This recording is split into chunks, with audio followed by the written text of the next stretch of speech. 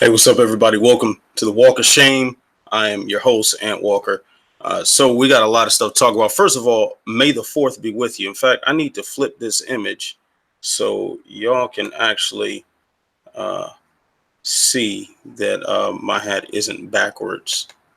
There we go. There it is. So now the text is right. So welcome to the Walk of Shame. I'm your man, Ant Walker here, and we have so much to talk about because we saw a lot of people get punched in the face for money all day. I've been sitting in front of my computer, and sitting in front of my television as well all day long, watching people get hit upside the head. My favorite thing to do on a Saturday. So let's talk about it.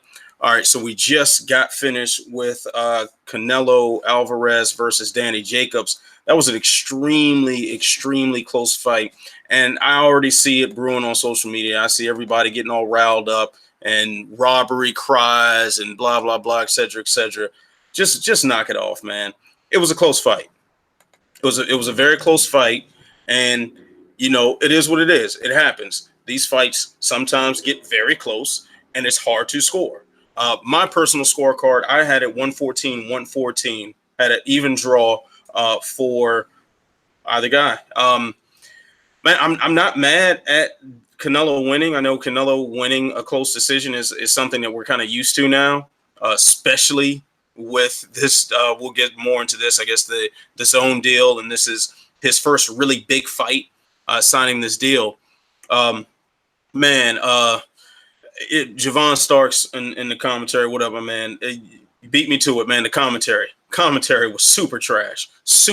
Yes, I know he is the zone's cash cow now. We understand this. We recognize it, but I mean, they did everything but just stand up and cheer for him in every moment. And I think a lot of people online are not realizing how close of a fight that really was. Now, you can definitely make a case for Canelo having at least on the scorecards, a dominant victory because you have so many close rounds. And if you look at them, all of them for in Canelo's favor, and he for the most part was landing the more powerful shots. And if you favor that more, and he was aggressive through most of it, I get it. But I mean, come on now, the cheerleading section was ridiculous.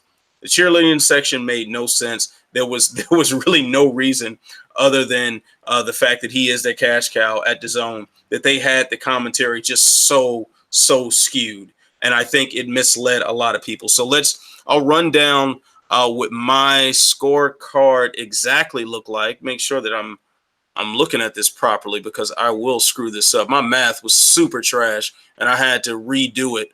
Oh man, the homie Matt Wells from Slip and Dip Podcast telling me that Brian Kinney scored the fight 120-96 for Canelo. Yeah, that's just crazy. That's really crazy. Like I said, I could see a couple lopsided ones for Canelo to an extent because some of the rounds were so close, but that's outrageous, man. Did you not see the middle of that fight? That oh no, you're joking. Okay, Matt, don't do that, man. Don't get me started because I'll get all riled up and shit, man. That's not fair.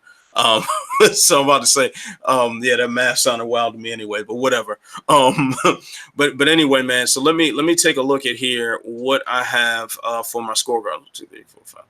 All right, so I had the first round I gave to Danny Jacobs. I mean, that was a feeler round. It was very close. I think he did just barely enough. He snuck in a couple body shots here and there, and he kind of kept the jab in his face a little bit. So all right, that's enough to win that. But I wouldn't die on that hill whatsoever. I had Canelo winning the next 4 rounds, and I think that the second round was really close. That seemed to be one that you might have been able to go any other way, whatever. But then the third round, it felt like Canelo started opening up more, and then into the fourth. And it was in the fifth. It was like he seemed so comfortable. He seemed so comfortable at those moments that he didn't. Maybe that was his undoing later on.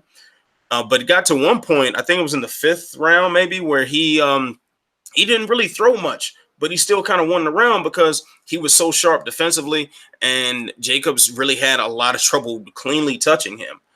And it was wild. It's like he just put his hands down. He's just moving his head, and he was getting out of the way of everything. And it was fantastic. But then I also think Jacob started getting discouraged. It looked like he was very discouraged at a certain point, and he couldn't really figure out what he wanted to do.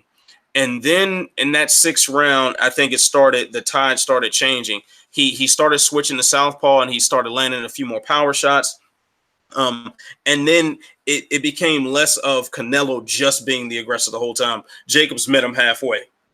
Excuse me. And I think that was very important, man. I think he started giving him different looks, and it really threw him off. It really threw Canelo off. And I will say props to Canelo for not actually kind of succumbing to the changing tide, and he stayed strong in his game plan, and he kind of eked it out toward the end, at least in the eyes of the judges. Much credit to him for that. I mean, we saw something similar in the Triple G fights where Triple G would come on strong for some rounds, and and toward the middle, that same sort of pace. Cool Breeze saying Jacobs fought well in the second half. Yeah, absolutely. He fought fantastically in the second round. He responded to a game plan that clearly wasn't working. Like, what he was doing initially was not working. He was standing there looking confused. He was standing there looking dejected and discouraged. And then he finally started changing things up at that halfway point. And that's what got him back into it. That's what started changing it for him. So let's see here. Because I apologize, man, because my score, my math was super garbage, but I kept a separate tally for my scorecard so I wouldn't screw up once this broadcast started. All right, so yeah, first round for Jacobs, 2 through 5 I had for Canelo, and then I had 6 through 10 for Jacobs, with the last 2 going to Canelo. And any sort of playing around with some of those rounds is okay. It's okay, but you got to recognize that Danny Jacobs put in work, man. Danny Jacobs did everything he could to win that fight, and I think we know this by now. You're not going to win a decision against Canelo Alvarez. It's just not going to happen. At least not in Vegas. Okay. It just doesn't happen, man. Canelo seems to be the type to have you have to put him down. You've got to knock him down. You got to knock him out. And so far, we ain't really seen nobody do that. We haven't seen anybody be able to stop Canelo. And with the financial power that he holds in boxing right now, specifically with DAZN, yeah, don't bet on it, man. Golden Boy's got a lot of power in Vegas. Don't bet on him losing a decision, at least a close one like this. All right. So yeah, commentary was trash. Fight itself was good, and definitely not the action-packed fight that I think we got with Canelo Triple G. Definitely wasn't the action fight. But if you're a fan of technical boxing, you're a fan of technical striking and the X's and O's of how combat works, this was an excellent fight to watch. I enjoyed it. So there it is. And wow, the commentary. So if you got any questions or any additional thoughts about Canelo Alvarez and Danny Jacobs, just drop it in the YouTube chat and we will address it as we go along, because of course we got to talk about UFC Ottawa, UFC Fight Night 151, whatever you want to call it.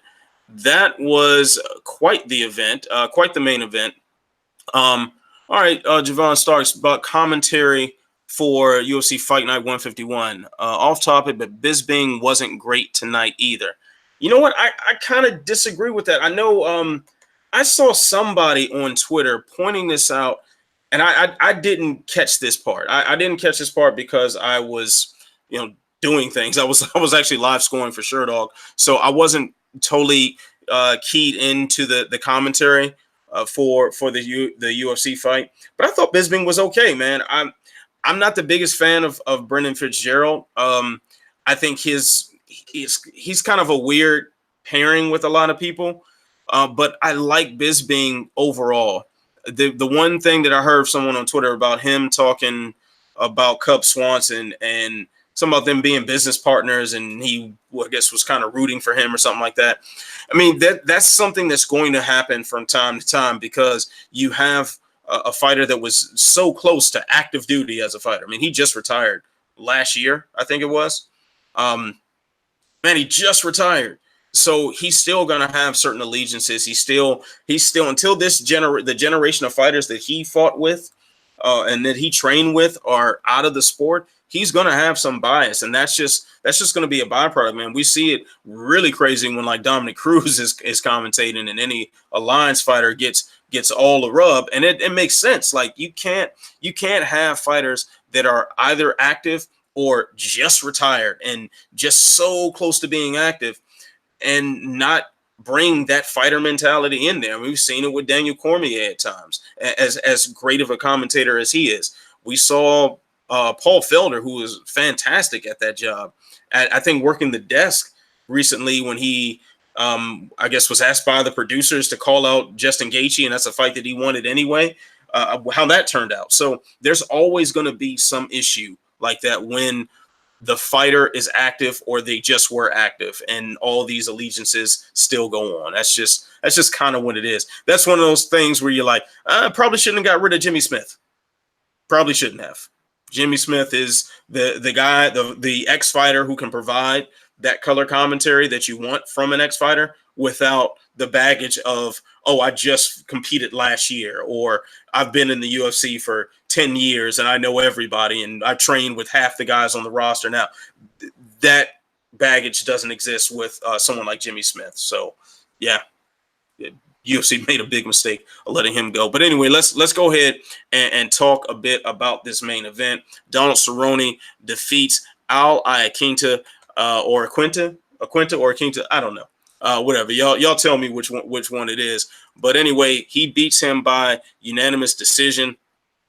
I was a big fan of this fight. I really enjoyed this fight for several reasons. One, obviously the action. It was a high action fight. They did not back off of each other for a split second. They were just in each other's faces going at it. And then you got to see kind of the best of what both guys have to offer. Although, of course, toward the end, Donald Cerrone ends up just kind of catching that wave, man, and it ended up being like an avalanche that just built up and couldn't be stopped. But anyway, let's start off with my scorecards here. What were the official scorecards? The official scorecards. If somebody can throw that in the chat because I am not finding it right now. But anyway, my scorecard, and I saw the scorecards on Twitter all over the place. Mine was 48-47 for Cerrone, obviously. I'm gonna pull up the Sherdog play-by-play. That actually will have my scorecard as well. So bear with me for just a moment. Apologize, I didn't quite get all my screens set up the way I prefer it before going live. I just wanted to kind of get the show on the road because I did keep you guys waiting that wanted to talk about the UFC for a little bit long there. All right, let's see. Where are we? Okay. The official scorecards were 49-45, 49-45, and 49-46, all in favor of Donald Cerrone. My scorecard was 48-47. I had it even going into the last round, but anyway, let's break that down. Oh yeah, thanks Matt for throwing that on the chat for me as well. So 10-9 Iaquinta to start it off. It was a very close round, so that's another one where I could see it going either way. I mean, Al was landing very, very solid punches. The problem with this round for me personally was that ESPN Plus was royally screwing up during this round. So there were a lot of points where it froze. There was one point where it froze, and then it comes back, and apparently Cerrone landed some really nice head kick. And then it froze again, and then it looked like Cerrone landed a big knee. And judging by the talk on social media and the Sherdog Slack chat, that's exactly what happened, and I missed that. So apologize if my score is uninformed with that information, but that's how I saw it by the information that I had in front of me on my screen due to my ESPN Plus stream. ESPN Plus, please get it together.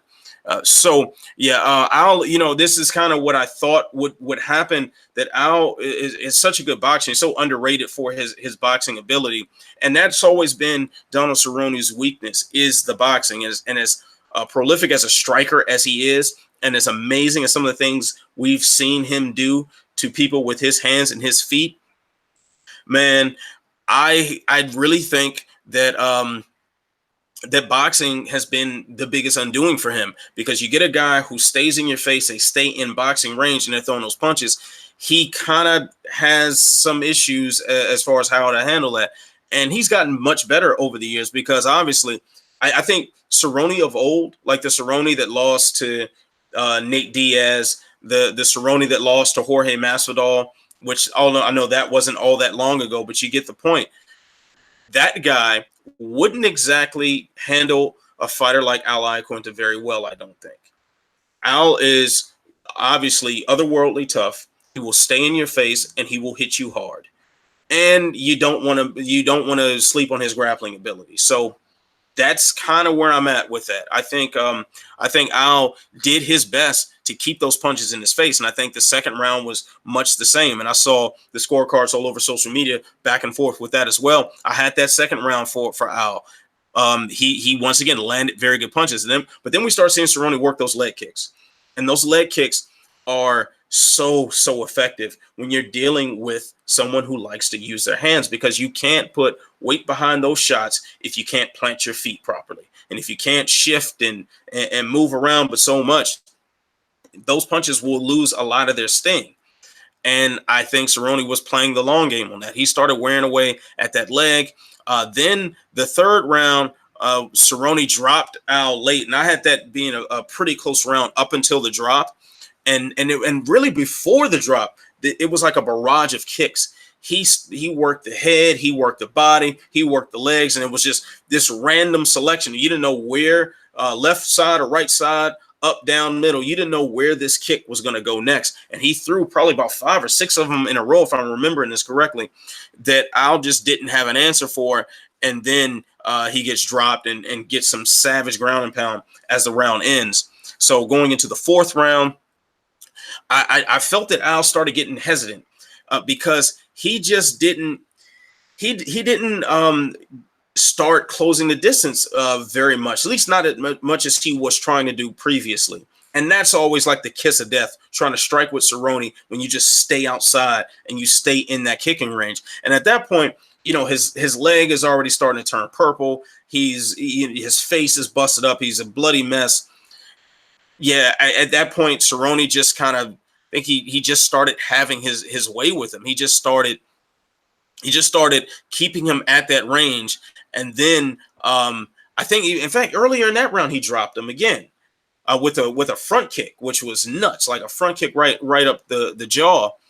So then when the last round starts, Al is on desperation mode. He's got to land this big shot, because even though, yes, the scorecards might have been close. On my scorecard, it was even going into that last round, but obviously you can't rely on that.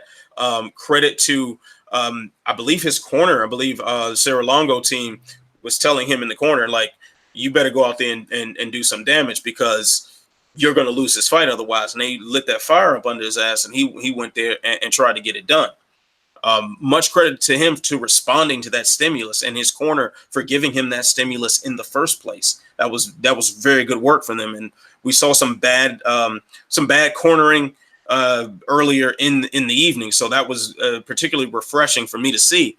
But Cerrone just had total control of that last round. By that point, it was a depleted Al who, while he was able to land some solid shots throughout that round, I mean, how much sting did they really have if your lead leg, you can't put any weight on it? How compromised is your ability when your face is covered in blood?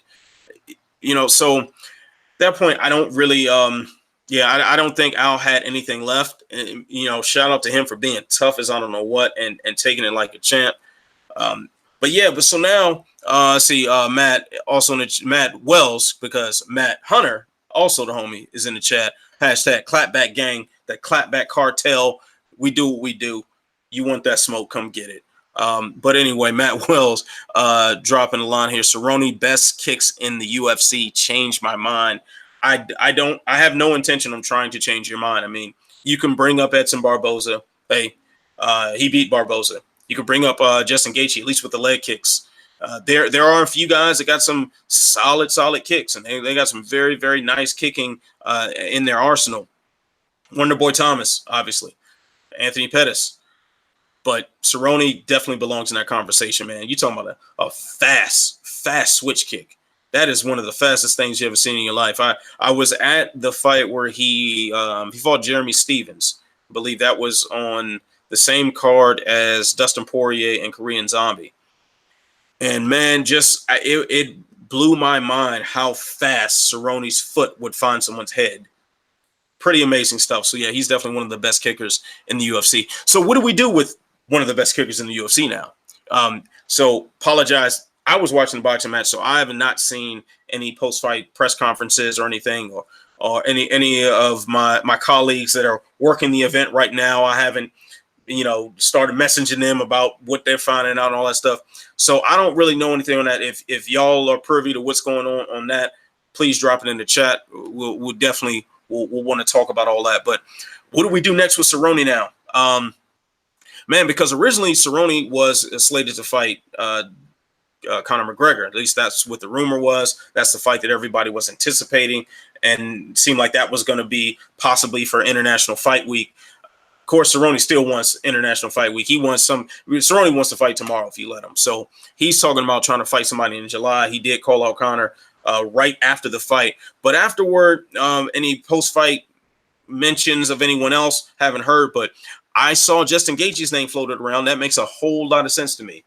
Cerrone-Gaethje fight makes a ton of sense, especially if we're going to put Dustin Poirier in against Khabib Nurmagomedov in Abu Dhabi in September, which looks like that's the direction that the UFC is going to go with. Man, I love it. I love it.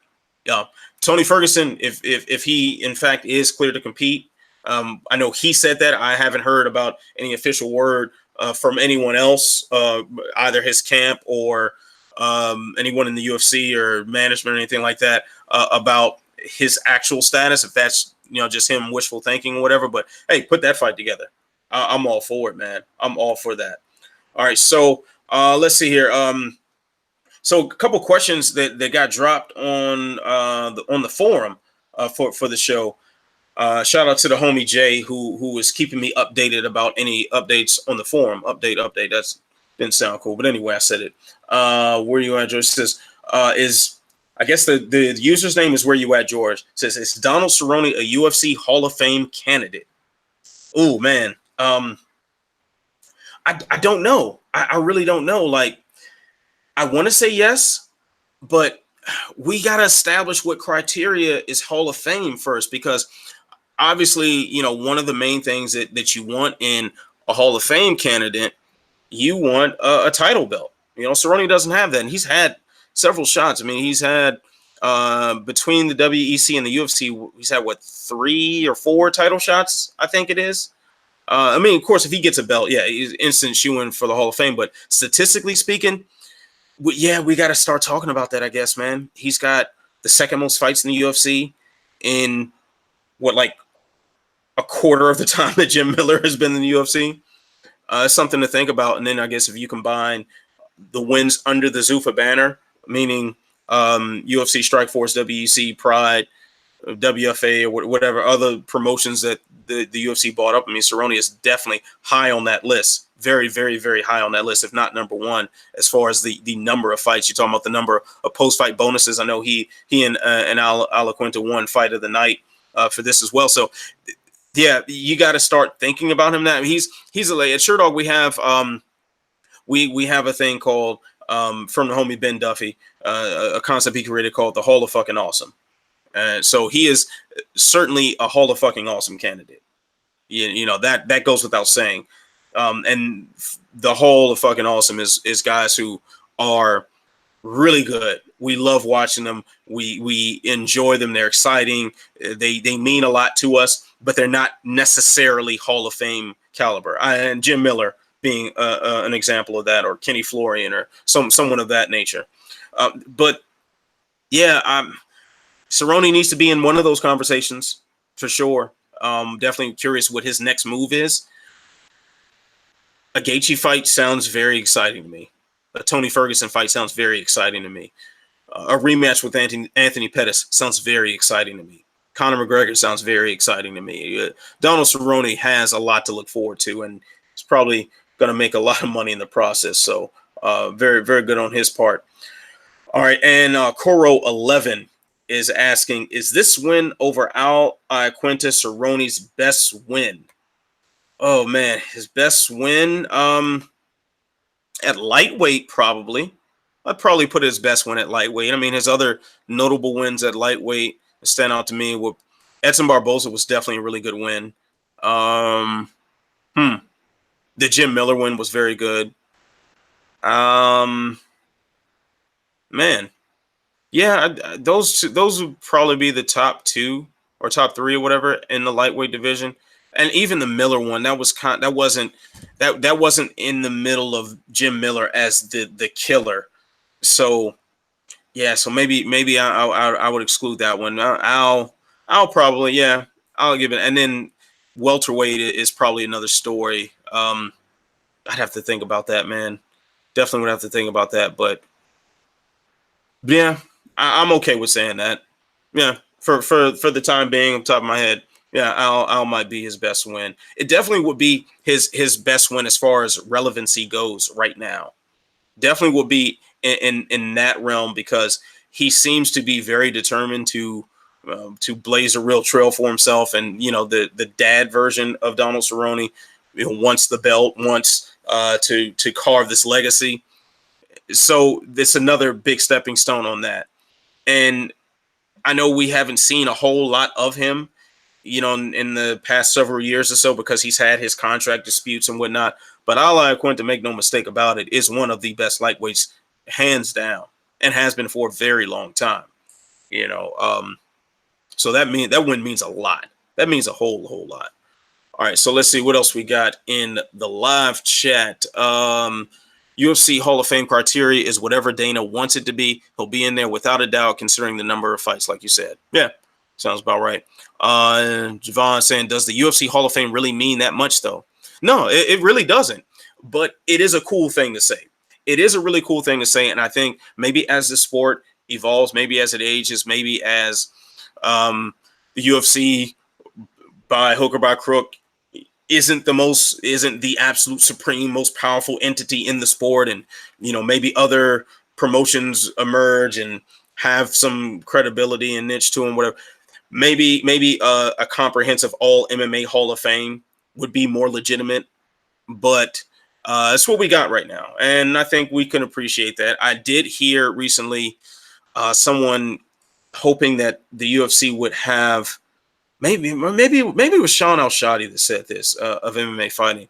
I think it was him that said this, that he would like to see a physical UFC Hall of Fame, like fans could go see a bust of Chuck Liddell or Randy Couture, and and see the gloves and a classic Hall of Fame like the NFL has or like the NBA has. That would definitely be cool. There would be a piece of Donald Cerrone's Muay Thai shorts there. I'm certain of that. With his track record with the UFC, will make a whole lot of sense. All right, let's see. We got anything else, or we want to just keep on it? Oh, you know what? So we'll just roll this one right into the co-main event, and we won't talk about this long because wow, Derek Brunson wins a unanimous decision over Elias Theodorou. I don't really know how much we can say about this fight. I mean, I picked Theodorou to win, and the fight kind of played out exactly the way I thought it would. Of course, I thought Theodorou would get his hand raised in the end, but the fight looked kind of like it was like initially, of course, Brunson was a lot more patient than he normally is, and he was taking his time as opposed to just rushing in with his chin up. At no point did I think Theodorou was going to be able to knock him out. Brunson is a tough guy. He's only been stopped by some really great guys like a Robert Whittaker or I believe Yoel Romero finished him. So that's the caliber of fighter you have to be, and the sort of power you need to stop that man in his tracks, even if he runs at you chin up. And with Israel Adesanya, Adesanya is a world-class kickboxer, so that was kind of a given that something like that could have happened.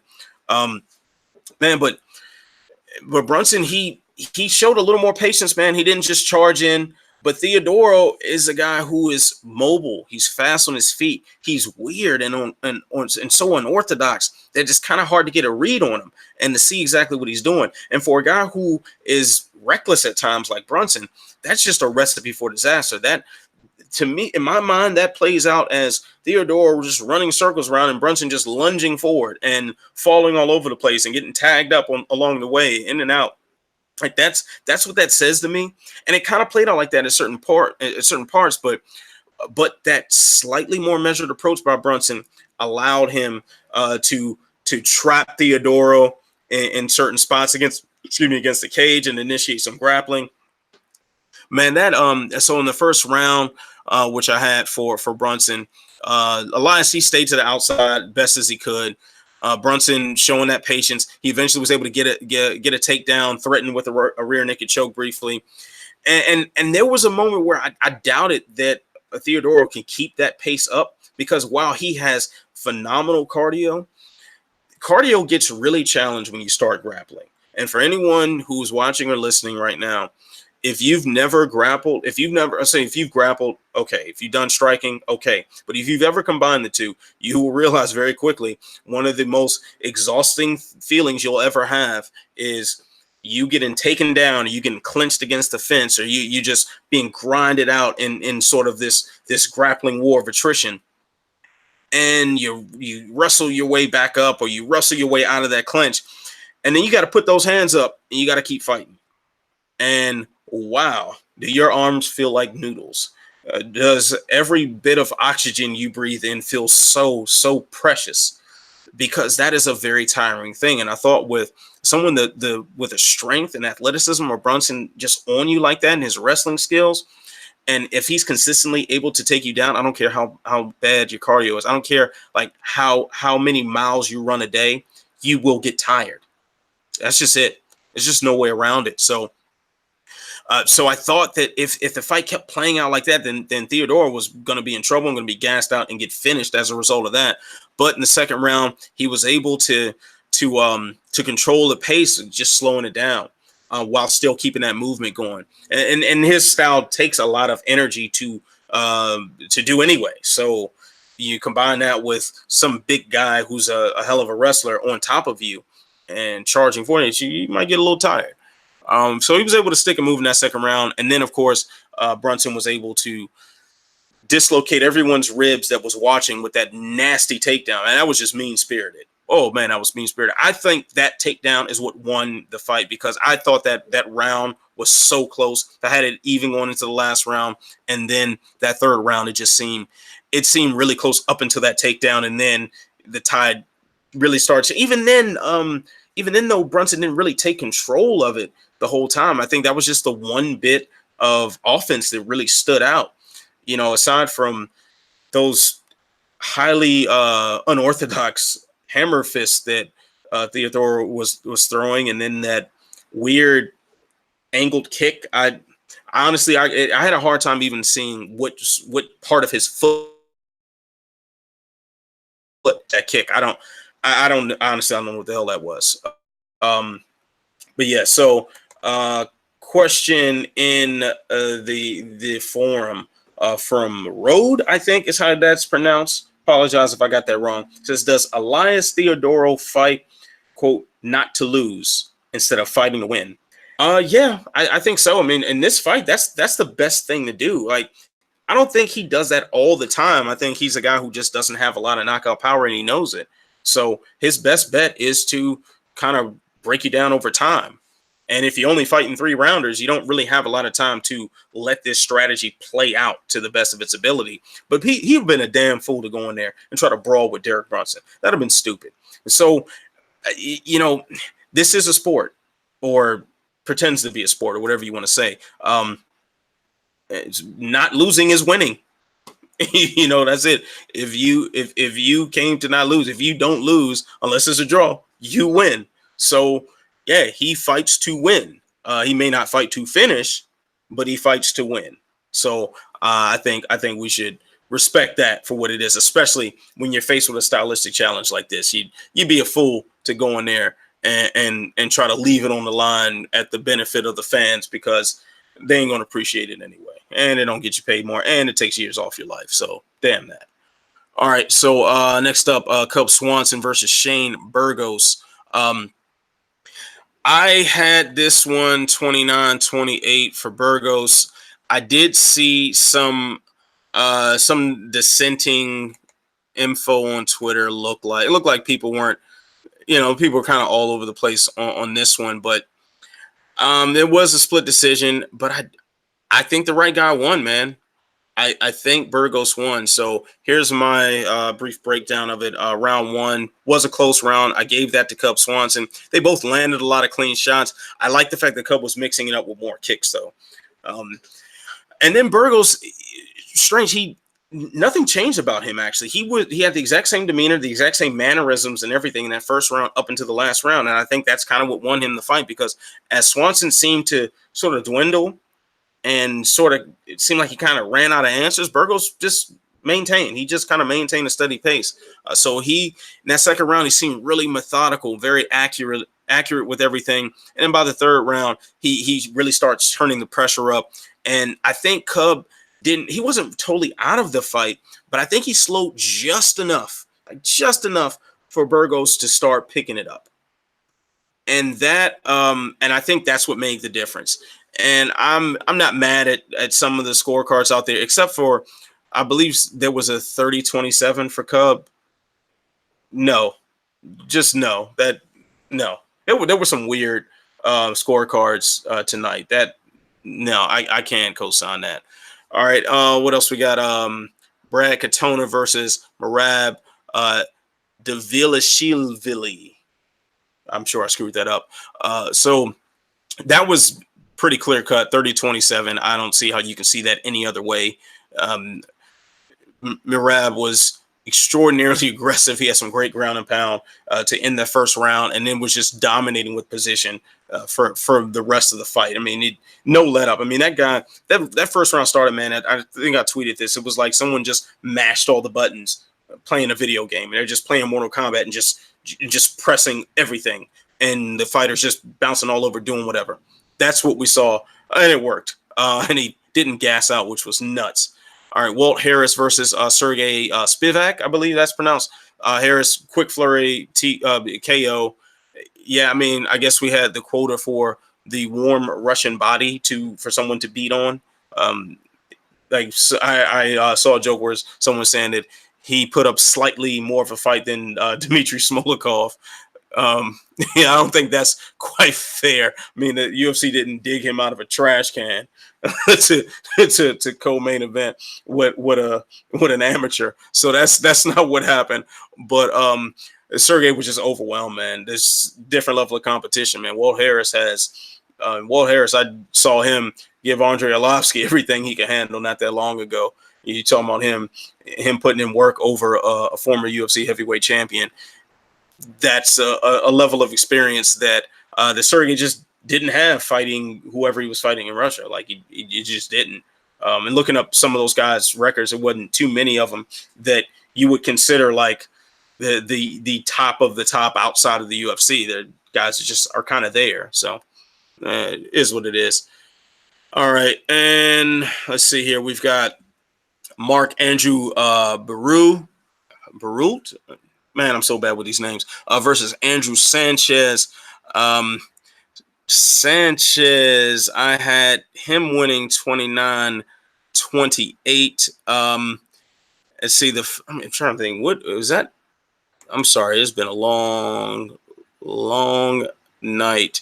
Yeah, so that's who won it. Yeah, so that's what I had. I guess I didn't deviate from the actual judges too much on that one.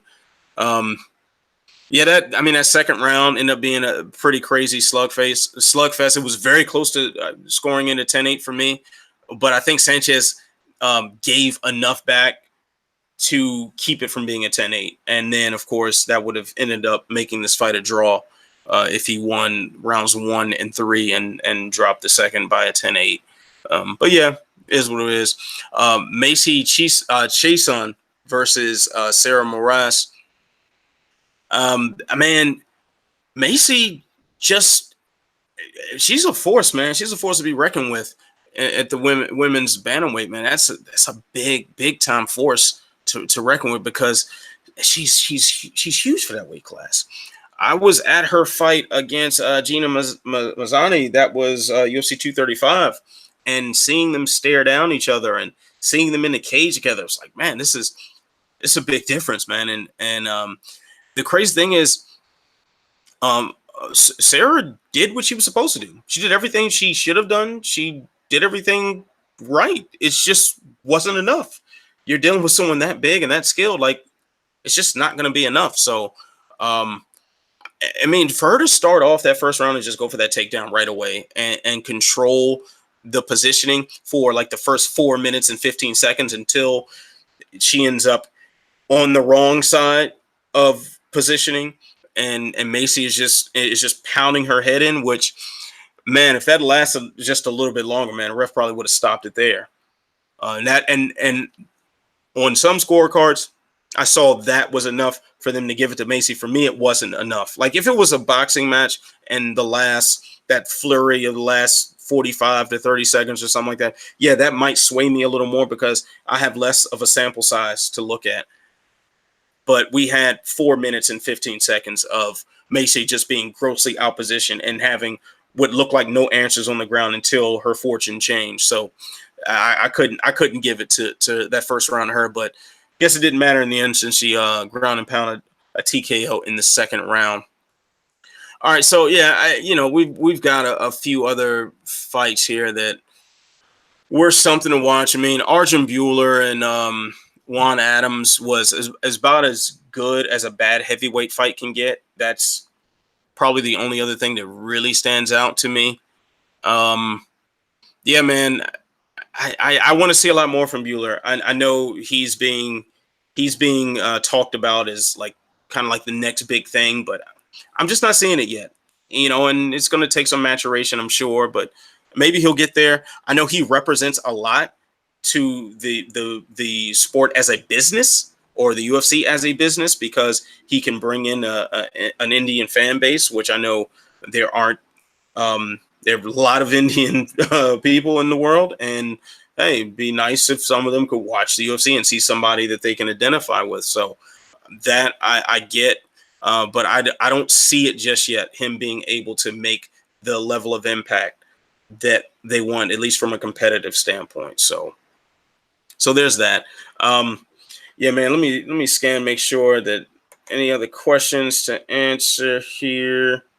Oh, okay. There's another question from the forum. It says, which streaming service tonight had better production values and quality, DAZN or ESPN? Definitely ESPN had better production value and quality. ESPN is obviously been at this for a long time. They know what they're doing as far as the production goes, as far as what the on-screen product looks like. Now, my issue with ESPN Plus is that the stream gets very unreliable at times. That's what I get really frustrated with, that I'm watching a fight and it stops and then it picks up 5 seconds later and some sort of position change has happened. Some sort of big strike has been landed and I didn't see it, being as though I draw a paycheck from talking about mixed martial arts and writing about mixed martial arts. I like to be able to see, the mixed martial arts. So yeah, get it together, ESPN Plus, like knock that off. Right? And that's something where I really was kind of hesitant about this whole pay-per-view situation. The UFC 236, the pay-per-view stream was good, but I think that's because nobody was watching due to the new structure. So yeah, I guess people tuned in and the servers couldn't handle it. That would be my first guess on that. As far as DAZN goes, DAZN, I think, is just such a hit or miss product right now. I like the fact that there is this streaming service like ESPN Plus or like Fight Pass or whatever, that I can turn this on and it's just this wealth of fights. I can watch KSW, I can watch Combate, I can watch Bellator, I can watch Matchroom Boxing and World Series of Boxing. I think World Super 6 Series or whatever it's called is on there too. So there's a lot of good face punching I can watch on DAZN, and I like that a lot. But as I stated at the top of this, the commentary was so pro Canelo. It's like, come on, man, knock it off. I think they can do a lot of work on their filler material. Jeez, their filler material is super trash, and they got that really annoying music that plays on a loop sometimes, that just annoys the hell out of me. So there's that. Yeah, I mean that's kind of it, man. The Zone does have typically a more reliable stream, but I have had direct communication with a couple of people that I know in the media space that were saying, "Hey, the Zone screwed up, during this fight a lot." And once again, if you got a lot of traffic, because I'm sure a lot of people signed up just to watch this fight, you're gonna have a lot of traffic. So it is what it is, man. I hope they both get it together on their respective issues as well. If we're going to keep paying for this product, who's in the YouTube chat? Someone said Jacob is a bum. No, not true. That's a really bad statement right there. Jacob is far from a bum. Daniel Real says Mexico.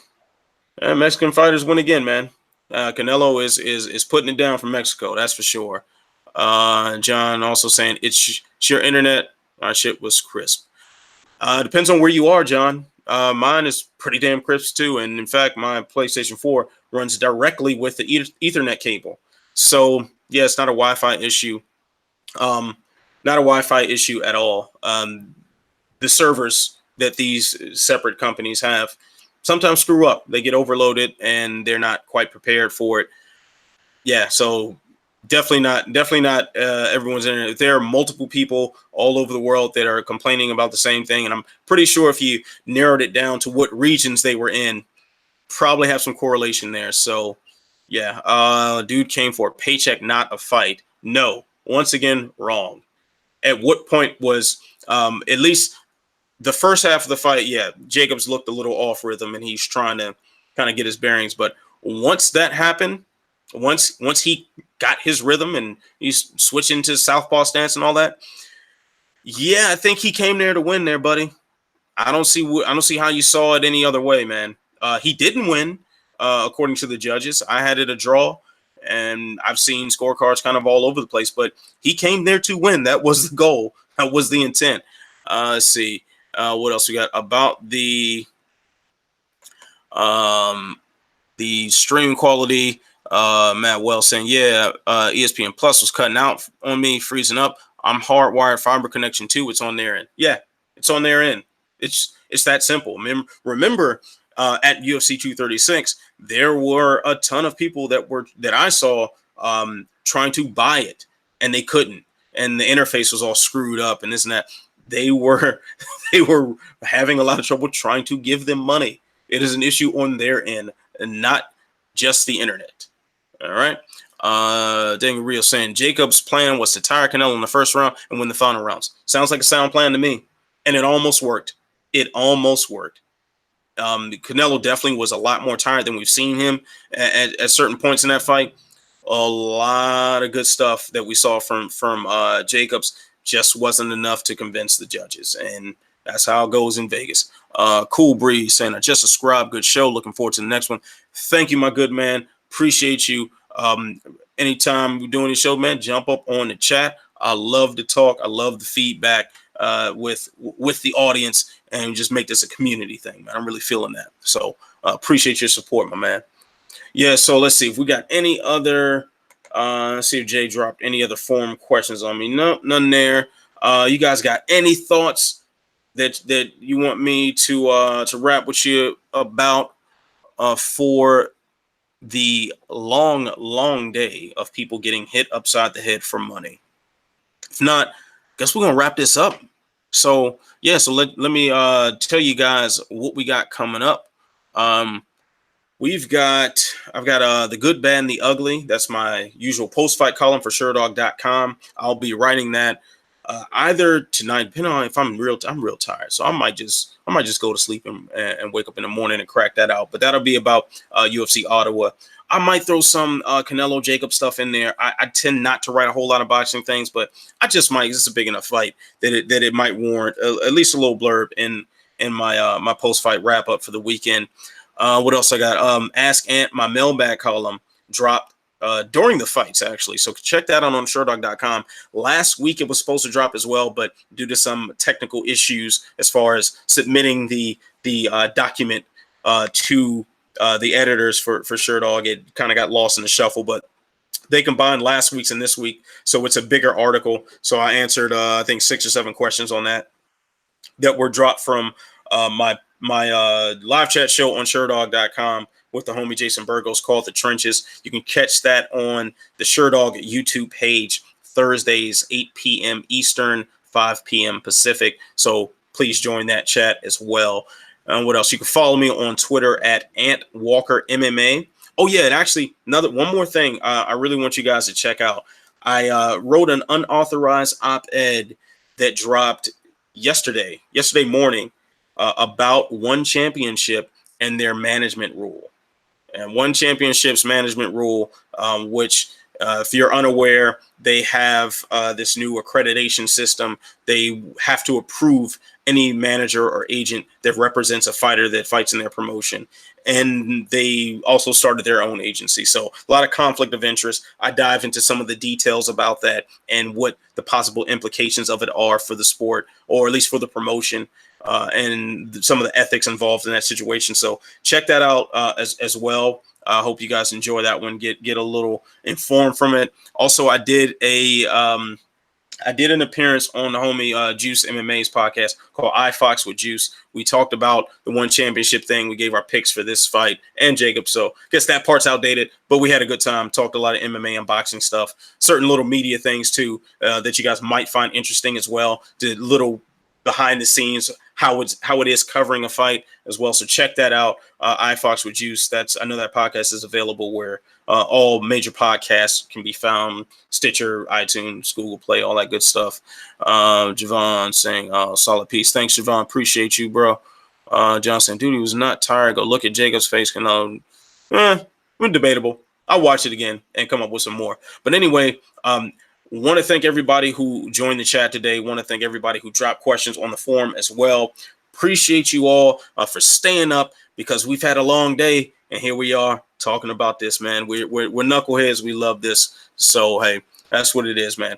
So May the 4th be with you.